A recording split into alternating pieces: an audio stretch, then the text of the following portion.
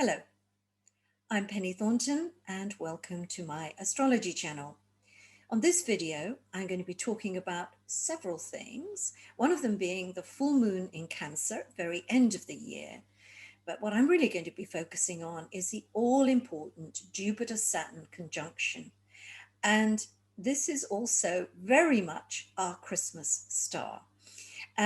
For once accurately, because it will look like a very bright light in the sky. And we'll be able to see it really between the 16th of December and the 25th of December. You'll be able to see it for longer and I suppose more brightly in a way if you live on the equator, but not all of us live on the equator. And I think in the Northern Hemisphere, sort of at twilight time, and the Southern Hemisphere, twilight time, so that as it gets darker, you should be able to see a very bright, luminous point in the sky. And just to make things even more identifiable, stars twinkle and planets don't. So if you see anything twinkling in the night sky or the twilight sky, it's not the Jupiter-Saturn conjunction. That'll be a still point of light. And it is really, really important because the last time we were able to see this very bright double star, so to speak, was in 1405. But I want to go back a bit before that to 1226, the 4th of March, 1226. Imagine that was the last time that you could really see the Jupiter-Saturn conjunction this brightly. That has everything to do with how close Jupiter and Saturn are to each other and also their relationship with us. And so it doesn't happen every 20 years. It happens very rarely. Now, in fact, one of the things that I like to do with astrology, as you know, is sort of look back at times when particular configurations were presiding over us and to see whether there is a connection, something we can take from that and apply to what's going on right now or what's coming up in the future. And the interesting thing about 1405, the Jupiter-Saturn conjunction was again in Aquarius, and that was at the end of the Dark Ages, just as we entered the Renaissance. And the Renaissance was such an amazing burst of light in terms of culture and art and knowledge and exploration, architecture, you name it, the Renaissance gave us all of that. And it was such a huge leap from where we had been before. Now, it's not so easy to do that with 1226 because, in fact, that was the Dark Ages, and we know relatively little about that period of time, many centuries, really. But certainly in 1227, Genghis Khan died, and he was, of course, the leader of the Mongol Empire. And so the Mongol Empire was really alive and well at that period, but it was still the Dark Ages. So coming, from 1405 and thinking about the absolute burst of knowledge and everything that happened at that time, we can apply that in Aquarius to the bridge we stand on right now, the bridge between what has gone before and what we're moving into. And I think what is so interesting is that 2020 was one of the worst years in living memory, if not the worst year in living memory. But yet we're standing on the crest of this very new era. I'm going to come on to that in a little while, but I want you to think about that just at this point. Now, the other thing about the Jupiter-Saturn conjunction is that there was one in Pisces in AD 7 years into the Anno Domini, so to speak, and of course the time of Christ. That was the Christmas star. Back in that time, and when you think about it, 2,000 years ago, the sky watchers would have looked at this extraordinary light in the sky and interpreted it as a great sign. But we are, of course, looking at the astrologer or the astronomer priests of the time who were very skilled in calculation. The Babylonians were brilliant mathematicians. Their calculations are, we can work with today. They were just using mathematics, so they were extremely talented and gifted mathematicians. Yet, of course, in their era, they also saw great signs. They interpreted the movements of the planets and the great conjunctions and eclipses as having meaning. So, of course, this mighty conjunction in Pisces, which occurred 3 times in AD 7, a great conjunction, they would have interpreted this as the sign of a great king was to be born. Now, in fact, the idea of Jupiter and Saturn as a conjunction is about a sign of greatness. When you think about it, up until 1781, when planet Uranus was discovered and changed everything, this was the most revolutionary of the planets and coincided with the age of industry and so forth and so on. But before that, up until that point, for almost, well, 1500 years at least, Saturn was the outermost limit of the solar system. There was nothing beyond it, and that's why it is associated with boundaries. That's as far as you can go. And of course, we can interpret that in the sense of the rule of law. That's as far as you can go. So Saturn has everything to do with the rule of law and of order. And Jupiter, the big planet before it, is also to do with justice and to do with things related to monarchy and leadership, things to do with finance. So these two planets together, you can imagine when they meet in a conjunction, then all sorts of very powerful interpretations are made, because things in terms of government, law and order, the judiciary, the constitution, monarchy, all these things start to change and have important developments in those areas of life.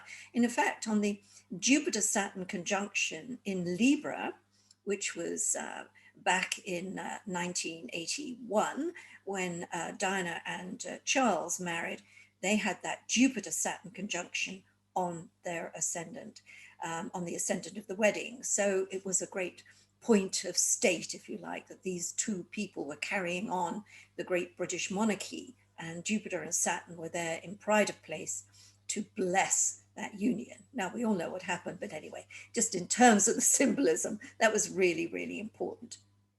So if we come to the present day and we look at this Jupiter-Saturn conjunction in Aquarius, I've talked a lot about the new age of Aquarius and our entry into it, symbolized by Saturn and Jupiter, Saturn on the 17th of December, Jupiter on the 19th of December 2020, the herald of this new age in Aquarius, because Pluto will come into Aquarius in a couple of years' time, and then we'll really be fully into what I call the entry level of the age of Aquarius.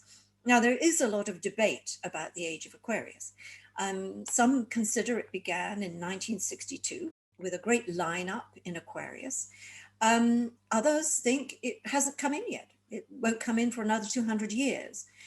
But I think, given what's going on, and when we think about Aquarius, the sign of the humanitarian, the sign of technology, we can see the extraordinary growth that has occurred in these areas in terms of, you know, the ecology, the world that we know, the idea of intelligence and artificial intelligence, the age of computers. My goodness, this is all part of the age of Aquarius. And we're stepping into this new age right at the borderline with the worst year in living memory. Now, I also want to look at some other very interesting facets of the Jupiter-Saturn conjunction. It happens every 20 years, so it's not particularly rare, but is it interesting that if we link this to the presidential election in the USA, we can see that every 20 years, a president gets elected. And the last time we had a president elected in the USA under the Jupiter-Saturn conjunction, this time in Taurus, was George W. Bush. And the interesting parallels here are there was huge controversy over his election, was very narrowly defeated. That was in Florida. It was very interesting, the parallels that we've had this time round, a very hotly contested election. But also we need to think about the administration of George Bush, because within a comparatively short time of him taking office, we had 9/11 followed by the Iraq War. And I think we need to take notice of that, because to me, I would suggest that as soon as Joe Biden takes office, then we will be into quite a volatile period of international relations. And there's going to be a lot going on. I mean, I see it in a good way too, because again, all over the world, not just in America, there'll be constitutional changes. There are in Chile going on right now, changing the constitution. And there are things to do with matters of state that will happen all over the world, not just in America. But sticking with America for another minute or two, since 1940, every president who's been elected in a Jupiter-Saturn year, with the exception of George W. Bush and Ronald Reagan, have died in office. So there's something rather special about this Jupiter-Saturn conjunction, and the effect that it sort of has on an administration. The other thing I want to mention as well is that as we get into, Jupiter coming into Aquarius, Saturn into Aquarius, we are actually in a new long cycle of Jupiter-Saturn conjunctions in air signs. So we're breaking a lot of barriers, really, as we enter into this new age. And I think this is going to be reflected in very many ways. So just before I get into the full moon in Cancer, I want to say another word about this idea of Saturn and Jupiter entering Aquarius, and the whole idea of a new age. We think a lot about Aquarius in terms of its bright light, in terms of the furthering of scientific knowledge and the brotherhood of mankind and all of that, and it's Aquarius in its bright face. But I think we also have to take into consideration that it's also ruled by Saturn. And when we think about Saturn, this is a much more restrictive kind of force. And so I think we can anticipate, in as much as we might make great strides in knowledge and even in the way we live, in light of the fact that we're certainly going to see some effects of climate change, and there are going to be shortages, food shortages, all those kind of things, that in fact governments are going to have to come down pretty hard on the people in order to, keep everything going as it should. So I don't want us all to get carried away with the idea that this new age of Aquarius is all sweetness and light, and nor do I particularly think that suddenly we're stepping into a new consciousness, and that suddenly all of us will be raised up and somehow living our lives and operating on a different vibration. I think it's nice to think that, but I think, given the way humanity has evolved in the thousands of years we've been on the planet, I think that might be a little bit of a large step to take. But I do hope for the best, and I do hope we will expand our spiritual selves as well. But I think the things that I've discussed right now, in terms of, the advances in intelligence and science and all of that, is what we're looking forward to more than anything else. Now, there's another point that I thought was rather sweet, and it's going to bring us on to the full moon in Cancer. And that is that as Saturn enters Aquarius, it's coming in with the moon in Aquarius. So the moon joins it. It's like the moon is accompanying Saturn. And Saturn is such kind of male, a kind of energy, for want of a better word, and the idea of structure and boundaries and law and order. And here we have the soft moon accompanying it. And I think we have such a nice image here of the idea of the feminine spirit being so strong now, and how important the feminine spirit is going to be as we go through into this new age of Aquarius. And I even see this along with the administration coming into the White House, this idea of the importance of women. and the woman vice president. All these things are kind of symbolized by the moons accompanying Saturn into the sign of Aquarius.